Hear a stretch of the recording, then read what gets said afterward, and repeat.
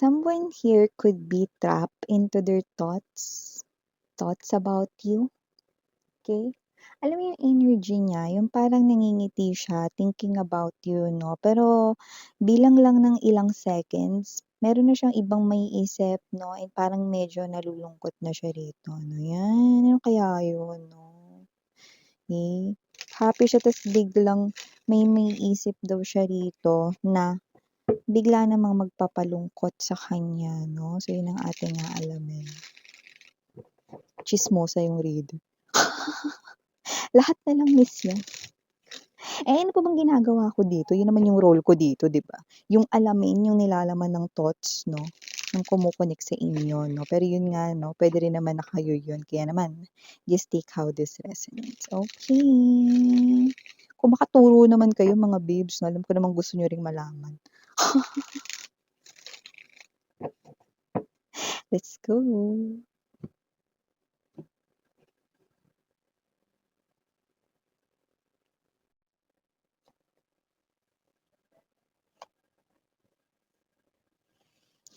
Hmm.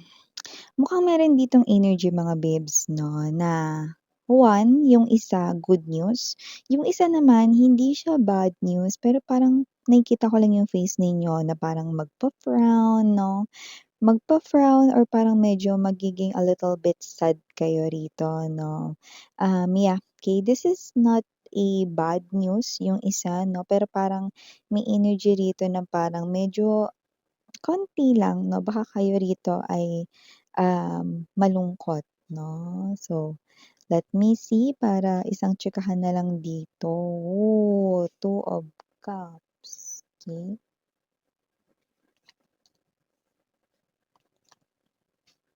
Okey. Ilatag muna natin lahat mga babes para isang tsikahan lang. Yeah, okey. Bottom of the deck, Five of Coins, Ace of Coins, and the beautiful Ten of Cups. Okey.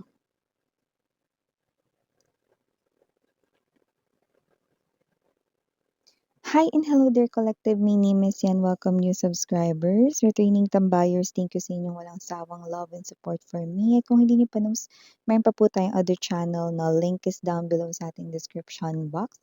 So if interesado ay click lamang yung link na yan para kayo ay mapunta there at araw-araw ay nag-upload tayo doon ng collective readings for all signs. At yun nga po, wala tayong gender dito, so babae, lalaki, LGBT, lahat ay welcome. Puwede rin pong i-switch ang mga roles dahil possible talaga magkapalit-palit kasi general reading ito. And at the end of the day, lahat po ay may free will na free niyo pong gamitin anytime, anywhere. At yun yung mga babes, no? So nakikita natin, by the way, timeless ito pwedeng nangyari na sa iba naman nangyayari na ngayon, sa iba naman ay hindi pa, pero mangyayari pa lang, no? Kaya naman, just take only what resonates, okay? So, sa nakikita natin dito, no, with this Nine of Wands energy, okay, and the Six of Swords, no, meron ditong energy na parang nagiging happy kayo rito, no, pero parang konti lang. Ganun miss yan? Yeah, okay. Nine of Wands energy. As you can see, someone here is really coming so slowly sa inyo, no? So, may energy rito na diretsahan na tayo rito, no? One, good news, okay? May gusto rin sa'yo, may feelings din sa'yo, may pagmamahal din sa'yo, yung taong gusto mo, 'yan 'no. Yung hindi naman masyadong good news 'no, 'yan 'no, hindi pa kayo magiging kayo agad 'no. So, may klase siya rito ng energy 'no, that with this, okay, Eight of Coins energy 'no, and there's this Ten of Pentacles. It looks like meron pa siyang mga priorities 'no, or responsibilities sa kanyang family. So, 'yan mga babes 'no. So, kung sino man ito 'no, na gusto ninyo, gusto niya rin kayo rito mga babes 'no, okey. Pero, okey, hindi pa daw puwedeng maging kayo kasi meron pa siya ritong actually manganga talaga 'no.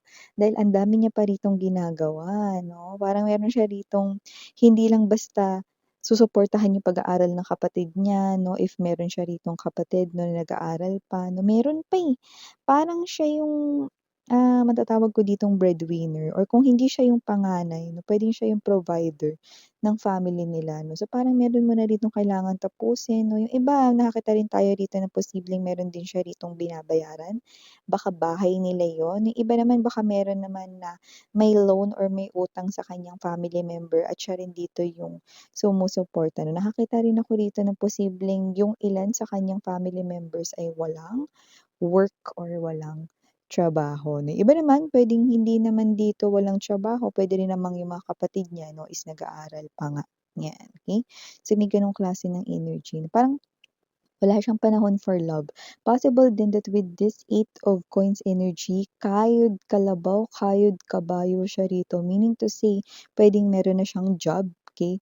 Nakita ko ng multiple jobs dito sa tao na 'to 'no. Puwedeng hindi mo rin 'to alam, akala mo kung katrabaho mo siya, akala mo yun lang yung trabaho niya, hindi may sideline pa yan. Puwedeng may part-time pa siya rito 'no. Meron pa siyang ibang pinagkakakitaan plus meron din siyang side hustle 'no. So, puwedeng dalawa o tatlo pa nga yung kanya ritong pinagkakakitaan 'no. So, may gano'ng klase ng energy na while hugging, okey, with the temperance energy medyo hindi siya talaga makuwento sa iba 'no, medyo, siya ay very private 'no, pagdating sa kanyang personal life 'no. So, just take how this resonates 'no.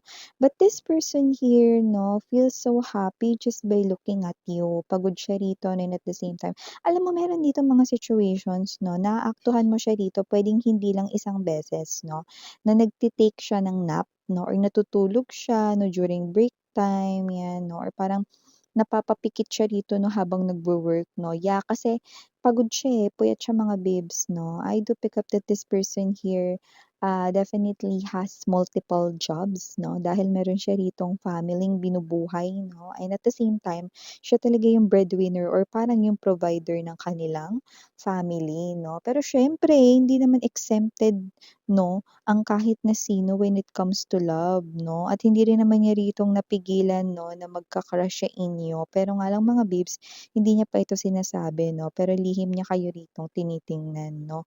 Clue 'no, high chance 'no, high potential 'no, na posibleng kayo ito 'no, na galing kayo sa isang matinding heartbreak 'no, pero nakaka-move on na kayo. Puwedeng alam niya 'no na kayo ngayon ay malaya na 'no, at yung iba puwedeng kayo ngayon ay naka-move on na regardless kung kailan kayo nakipaghiwalay sa inyong ex na talagang minahal ninyo ng bonggacious at ngayon happy siya, ito happy siya rito na nakikitang nakaka-move on na daw kayo 'no. So, puwedeng alam niya yung story ng inyong love life 'no, or puwede rin naman mga babes na naririnig rin niya ito 'no. So, yeah, okey 'no, at puwede rin namang nakuwento niya yan mismo sa kanya 'no. So, this person here yung crush ninyo nililihim niya pa ito with the temperance energy 'no, dahil itong person na 'to 'no, ayaw niya muna kayo rito na parang mag-expect ng more sa kanya 'no, kasi wala siyang time, 'yan 'no. So, ayaw niya naman dito magbigay ng konting time, ayaw niya naman yung klase ng energy na icha-chat ka niya tapos mawawala siya, yung ganyan 'no. Tapos re-replyan ka niya 'no, medyo matagal kasi may ginagawa siya, ayaw niya ng gano'n 'no. So, parang, gusto niya muna mga babes 'no, na tapusin dito 'no, one by one, i-eliminate dito 'no, yung mga parang tinatapos niyang responsibilities 'no. So, puwede kasing mga babes 'no, yung utang or loan na binabayaran niya baka sa any family member niya yan, baka sa mom niya or baka may hinuhulugan siya ditong bahay 'no, kaya kayod, kalabaw siya rito na meaning to say, okey, kailangan niya munang tapusin iyon 'no. Ngayon 'pag na-eliminate niya na yun 'no, at medyo parang lumuwag-luwag yung oras niya rito 'no, kasi parang meron talaga siyang as in puspusang ginagawa para sa kanyang family, yun 'no. So, kung sino man 'tong energy na 'to 'no, very responsible person 'no, at yung iba 'no, wala tayong age dito pero parang, sa kanilang young age 'no, parang ginagawa or sinimulan na nila yang gawin or mag-provide sa family 'no. Nag-give way din ito so puwedeng yung iba sa kanila puwedeng medyo na-late ng pasok sa school ganyan 'no, nagpaubaya sa mga kapatid ganyan ta's nag-work, work, work, 'yan. So yung iba naman possible na hindi gano'n pero at their very young age na talagang, nag-iipon na talaga sila. Yung nakikita natin dito 'no. So they could provide sa kanilang family 'no. This person loves his or her family so much 'no and, lalo na ang kanyang mom or ang kanyang nanay dito 'no. So very responsible siya 'no. And this person here 'no is someone around you, okay. So kung sino man 'tong energy na 'to 'no, you make him or her happy pero hindi mo 'yun nakikita because this person is very cautious 'no. So nakikita ko dito that with this, Six of Coins to the Two of Wands energy, okay, this person here sasabihin niya sa'yo 'yan 'no. Ipagtatapat niya rito 'no na kayo ay kanya ritong nagugustuhan at meron siya ritong feelings for you 'no. Pero kapagka siya ito na parang pakiramdam niya 'no, okey na 'no, na magbibigyan ka na talaga niya rito ng oras 'no. So ayaw niya ritong pumasok sa isang relationship na mararamdaman mo rito na parang, wala yung presence niya, 'di ba? So, nakikita ko dito that this person right here 'no, maiintindihan niya rito mga babes 'no, 'yan, kung mahihintay niyo siya, okey? At kung hindi niyo siya maiintay daw 'no, with the Six of Wands right in here 'no, and the Five of Pentacles 'no, kung kayo ay lalayo 'no, at kung hindi niyo siya mahihintay 'no, maiintindihan din niya 'no. Kasi alam niya naman na kung siya yung nasa posisyon ninyo 'no, hindi talaga madali ang maghintay 'no. Pero alam mo kung hihintayin mo ito, bottom of the deck spirits are saying 'no, Five of Coins, Ace of Coins 'no, and there's this Ten of Cups. Ano yun miss yan? Okay, worth the wait ito 'no. So, worth it talaga meaning to say 'no, na hintayin mo ang taong ito, okay. I'm seeing you na bubuo kayo dito ng isang masayang family talaga 'no, yun ang nakikita natin dito 'no, and look at that, okay. Statue 'no, ng angel sa inyong background 'no, definitely 'no, angels brought you together 'no. So, nakikita natin dito mga babes 'no, na you are destined to be with this person right here 'no, and you will be so happy because ito yung taong talagang mismong gusto mo. Exactly! So yan mga babes 'no, yan ang nakikita nating messages rito 'no, si very understanding 'no. So kung mahihintayin mo daw siya 'no, sisiguraduhin niya rito 'no na hindi talaga kayo mapapahiya sa kanya rito 'no, ay nakikita ko yun talaga rito 'no. Pero kung sakali man na kayo ay mainip 'no at hindi niyo siya mahintay dito 'no, maiintindihan niya pa rin, okey? Kasi, hindi naman talaga ito, ah klase ng energy 'no, na dapat ay gawin ninyo. So, parang kaya yung iba hindi mo na sinasabi sa inyo kasi ayaw nila kayo ritong, maghintay, 'di ba? So, nakikita ko dito sasabihin na din nila yung feelings nila for you guys 'no, pero yun nga 'no, um, tingin ko hindi pa ngayon, 'yan, okey?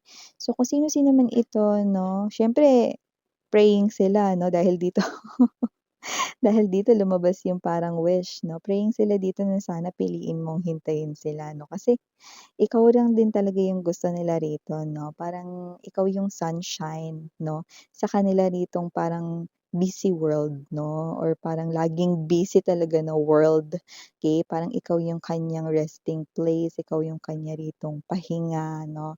So, this person here is someone who's really in love with you. Okay, and yeah, universe 'no, ay ginagarantiya talaga rito 'no, na, it's worth to wait for this person. Worth it daw talaga. So yeah, I know you've been waiting for this. We have here initials, letter A, letter E, letter P, letter T, letter S, letter D, letter N, letter Zay. So yeah, ito yung mga messages right here for you guys. Thank you so much. Again, I'm Yuriana Oni. Sarang hail, love and light. Annyeong.